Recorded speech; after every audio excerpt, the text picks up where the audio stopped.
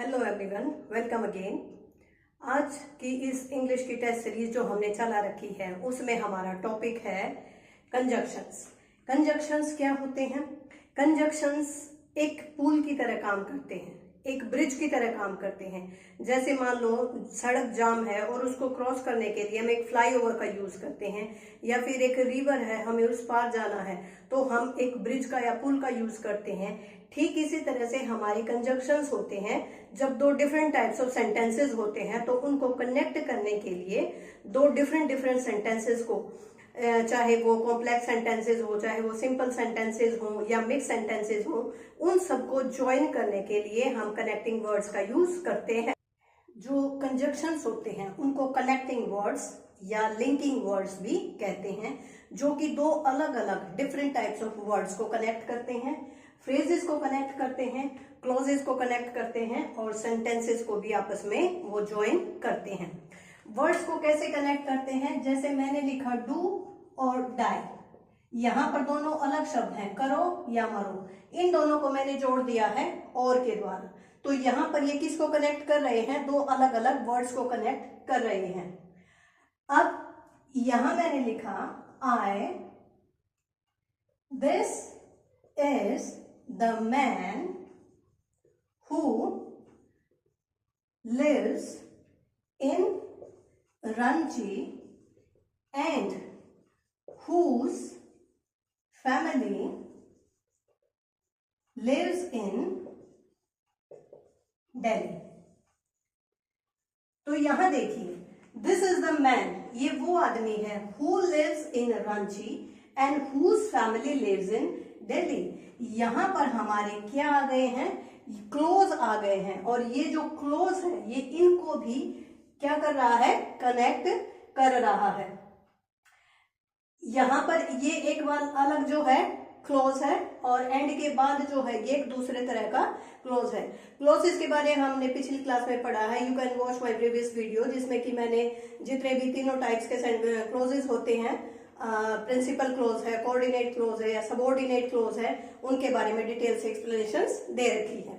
तो इस तरह से जो कंजक्शंस हैं वो सेंटेंस इसको क्लोज को आपस में कनेक्ट करता है। एक और एग्जांपल देखिए, ही is rich but his father is माइजर। वो रिच है लेकिन उसके पापा क्या है? कंजूस हैं। यहां पर ये देखिए, ही इज रिच और हिज फादर इज माइजर, ये दोनों अपने आप में एक अलग सेंटेंसेस हैं, लेकिन हमने किससे जोड़ दिया? इनको बट से जोड़ दिया। तो इस तरह से ये किसको कनेक्ट कर रहा है? सेंटेंसेस से कर रहा है। अब यहां पर ये आपको दिखाई दे रहे होंगे दो वर्ड्स, क्लोजेस और फ्रेजेस। इनके बारे में एक बार डिटेल से जान लेते हैं। क्लोजेस भी ग्रुप ऑफ वर्ड्स होता है, फ्रेजेस भी ग्रुप ऑफ वर्ड्स होता है, but what is the difference between these two words? जब ये भी ग्रुप ऑफ वर्ड्स है, ये भी ग्रुप ऑफ वर्ड्स है, तो उनमें मेन डिफरेंस क्या है? जो क्लोजेस होते हैं वो अपने साथ क्या लेते हैं? सब्जेक्ट और वर्ब लेते हैं, जबकि फ्रेजेस जो होते हैं इनकी कोई फाइनाइट वर्ब नहीं होती, यानी इनका सब्जेक्ट और वर्ब नहीं होता है। फाइनाइट वर्ब कौन सी होती है? ये भी हमने अपनी प्रीवियस वीडियो में किया है। फाइनाइट वर्ब वो होती है जो सेंटेंस के अकॉर्डिंग, टेंस के अकॉर्डिंग, सब्जेक्ट सिंगुलर या प्लूरल के अकॉर्डिंग चेंज हो जाती है। तो इस तरह की कोई भी ये वर्ब नहीं होती है। दूसरा, इसका अपना सब्जेक्ट और वर्ब नहीं होता। जैसे यहां पर देखिए, ये जो मैंने क्लोज लिखा है, this is the man who lives in Ranchi. This is the man, ये हमारा सब्जेक्ट है, हु लिव्स ये हमारी वर्ब है। एंड के बाद देखिए, हुज फैमिली ये हमारा सब्जेक्ट है, लिव्स अगेन क्या है? एक वर्ब है। तो क्लोजेस में क्या होता है? इनका अपना सब्जेक्ट और वर्ब होता है, जबकि जो फ्रेजेस होते हैं वो क्या होते हैं? उनका कोई भी अपना सब्जेक्ट या वर्ब नहीं होता, simple a group of words भी होता है। इससे पहले कि हम कंजक्शंस करें, सबसे पहले हम फ्रेजेस के बारे में बात कर लेते हैं। जो फ्रेजेस होती हैं, काइंड्स ऑफ फ्रेजेस, हमने बता दिया ग्रुप ऑफ वर्ड्स है। तो सबसे पहले इसकी जो डिफरेंट टाइप्स के फ्रेजेस होते हैं, जो पहला है वो है नाउन फ्रेजेस। नाउन फ्रेजेस में क्या है? selected candidates are called for the DV. यहां पर जो हमारा सब्जेक्ट है selected candidate, this is the man, that is the tree, the tree that I planted in my garden.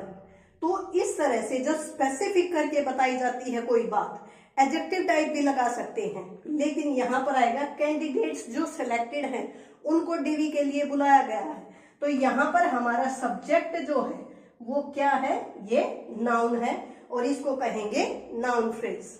Next देखिए adjective phrase, she has silky and smooth hair. उसके कैसे बाल हैं, सिल्की एंड स्मूथ हेयर है उसके, ये यहां पर क्या आ जाएगा, एडजेक्टिव क्लोज, क्योंकि यहां पर हेयर की क्वालिटी बताई जा रही है, तो यहां पर adjective phrase. Next is verb phrase, the dogs have been barking continuously. The dogs have been barking जो है हमारा, ये क्या हो जाएगा, वर्ब हो जाएगा।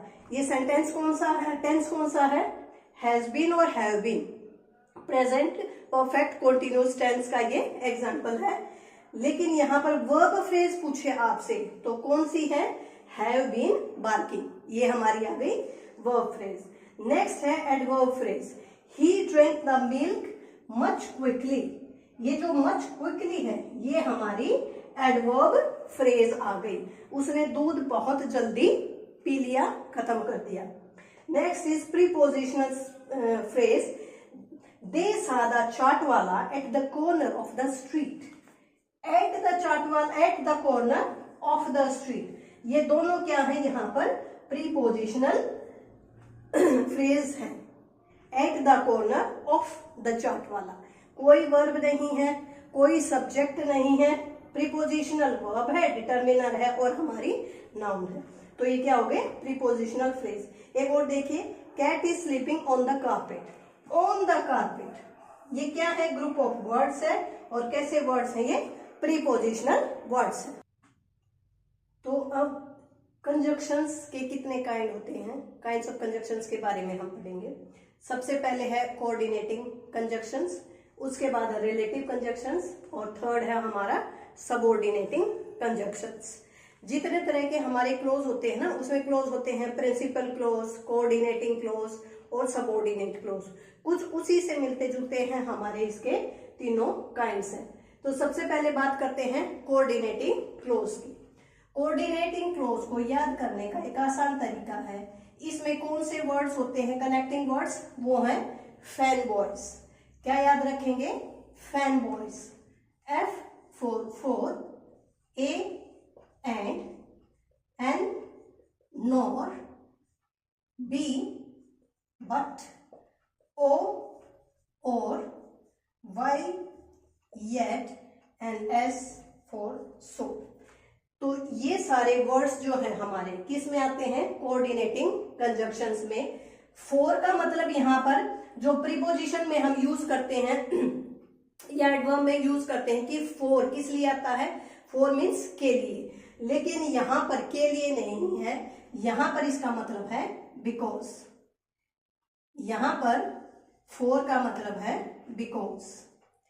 सेंटेंस देखिए, he was ill for he took a bath in the cold water of the river। He was ill for he took a bath in the cold water of the river। वो बीमार हो गया क्योंकि वो नदी के ठंडे पानी में कल नहा लिया था। ठीक है, तो यहाँ पर फोर जो है किस लिए यूज हुआ है, कनेक्ट करने के लिए। यहाँ देखिए, ये एक अलग सेंटेंस है और ये वाला एक अलग सेंटेंस है, दोनों का एक अपना सब्जेक्ट है, दोनों की ही अपनी वर्ब है, इक्वल स्टेटमेंट है दोनों की, लेकिन हमने उन दोनों को क्या किया है, दोनों को कनेक्ट कर दिया है। किसके साथ में, ये फोर से हमने कनेक्ट किया है। एंड का देखिए, अगर मैं कहूं Rama went to the forest and Sita went to the forest. Rama went to forest, full stop, Sita went to forest. अगर मैं इनको ज्वाइन करूंगी तो हम क्या लिखेंगे, Rama and Sita went to the forest. यहां पर एंड ने किसको ज्वाइन किया है, दो नाउन को ज्वाइन किया है। दोनों अलग अलग सेंटेंसेस थे और कनेक्ट किसने किया है, इनको एंड ने किया है। He was not responsible for the theft, nor was responsible for the murder। जब नोर कहेंगे, नोर का मतलब होता है ना तो, या तो ये नीदर के साथ आता है या फिर ये नॉट के साथ आता है। नीदर के साथ ये पेयर में हो जाता है नीदर नोर, और इधर और, या तो इधर और, या तो दोनों में से एक ऑप्शन मिलता है, नीदर और नोर होता है, ना तो ये ना तो वो हम पढ़ेंगे रिलेटिव में पेयर्स वाले जो हैं। लेकिन यहाँ पर जब फैन वॉइस में, जब कोऑर्डिनेटिंग कंजंक्शंस में नोर पढ़ते हैं तो नोर के साथ उससे पहले नॉट का होना जरूरी है। ना तो वो चोरी के लिए जिम्मेदार था और ना ही वो मर्डर के लिए जिम्मेदार था। अब बट से देखिए, दोनों सेंटेंस इक्वल होंगे लेकिन उनको सिर्फ कनेक्ट करना है, ज्वाइन करना है। He is rich but his son is miser. यहां पर बट एक कंजक्शन है। और देखिए, would you like to take या लाइक टू हैव टी और कॉफी। दोनों में से आप क्या लेना पसंद करोगे, चाय या कॉफी, टी और कॉफी, और या तो। Next is yet, he was weak yet he worked a lot। वो बीमार था फिर भी उसने बहुत ज्यादा काम किया है। yet यहाँ पर दो सेंटेंसेस ऐसे आते हैं जो एक दूसरे के ऑपोजिट होते हैं और उन दोनों को हम जोड़ते हैं, एक ही आदमी के बारे में होते हैं। जैसे वो बीमार था फिर भी, अब देखिए इसी तरह का सेंटेंस यहां पर भी है, रिच है और माइजर है। यहां पर ये भी ऑपोजिट है और यहां पर ये भी ऑपोजिट है, लेकिन ये दो अलग अलग आदमियों के बारे में बात हो रही है। एक है ही, एक है उसका सन। वो तो अमीर है लेकिन उसका बेटा क्या है, गरीब है। यहां पर क्या है कि वो कमजोर तो है लेकिन उसने बहुत सारा काम किया है। येट, येट यानी फिर भी। सो कैसे करेंगे, जैसे हम स्कूल में एप्लीकेशन लिखते थे ना, I am ill today so I can not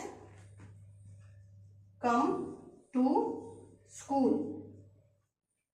I am ill so I can not come to school today.